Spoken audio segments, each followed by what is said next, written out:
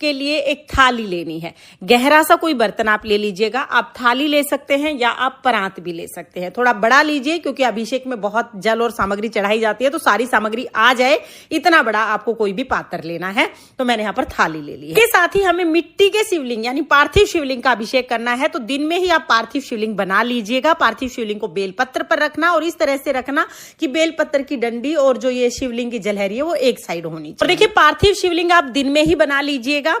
जब आप पार्थिव शिवलिंग दिन में बना लेंगे तो शिवलिंग बनाने के बाद उस पर 2-4 दाने चावल के डाल दीजिए, क्योंकि माना जाता है अगर हम पहले से शिवलिंग बना लेते हैं तो इंद्र देवता पूजा का सारा फल ले लेते हैं। अब इंद्र देवता आपका सारा पुण्य फल ना ले पाए, इसलिए शिवलिंग के ऊपर 2-4 दाने आप चावल के डाल दीजिए। तो इस तरह से सावन शिवरात्रि के दिन, जिस दिन अभिषेक होगा, दिन में किसी भी समय आप पार्थिव शिवलिंग बना के रख लीजिएगा।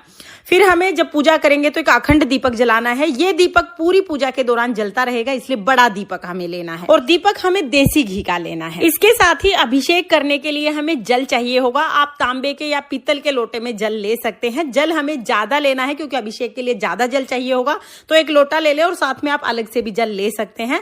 जो जल आप लेंगे उसमें गंगा जल आप जरूर डाल लीजिए। इसके साथ ही अभिषेक के लिए हमें पंचामृत चाहिए होगा। दूध, दही, घी, शहद, शक्कर, 5 चीजों को मिला के पंचामृत लेंगे। तो 5 चीजों को मिला के भी पंचामृत लेना है और साथ में अलग से भी ये 5 चीजें हमें लेनी है। तो देखिए दूध, दही, घी, शहद, शक्कर, ये 5 चीजें मैंने अलग से भी ले ली हैं। आप पंचामृत बना के भी रख लीजिए और अलग से भी ये 5 चीजें ले लीजिएगा। इसके साथ ही हमें तिलक करने के लिए यहाँ पर पीला चंदन लेना है। पार्वती माता को तिलक करने के लिए हम रोली ले लेंगे। वस्त्र के रूप में समर्पित करने के लिए हमें कलावा यानी मोली लेनी है।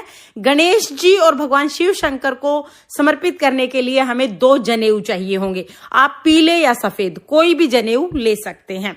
इसके साथ ही पूजा में चढ़ाने के लिए हमें चावल चाहिए। तो देखिए 108 चावल आप अलग से ले लीजिएगा। 108 चावल गिन के हमें अलग से लेने हैं और चावल साबुत होने चाहिए, टूटे हुए नहीं होने चाहिए। तो यहाँ पर देखिए 108 चावल आप अलग कर लीजिएगा और थोड़े से चावल आप अलग किसी कटोरी में या किसी बर्तन में रख लीजिएगा। तो यहाँ पर हमने चावल ले लिए हैं। इसके साथ ही हमें 21 दाने गेहूं के लेने हैं। तो गेहूं के साबुत 21 दाने आप ले लीजिएगा। 1 चुटकी हमें काले तिल लेने हैं और जो काले तिल है ये हमें सिर्फ 1 चुटकी चाहिए। तो 1 चुटकी मैंने काले तिल ले लिए हैं। इसके साथ ही हमें 3 सुपारी लेनी है। एक पूजा में चढ़ाएंगे, एक गणेश जी के रूप में, एक माता पार्वती के रूप में। तो ये हमें 3 सुपारी चाहिए होंगी। इनसे हम गणेश जी, माता पार्वती की स्थापना भी करेंगे।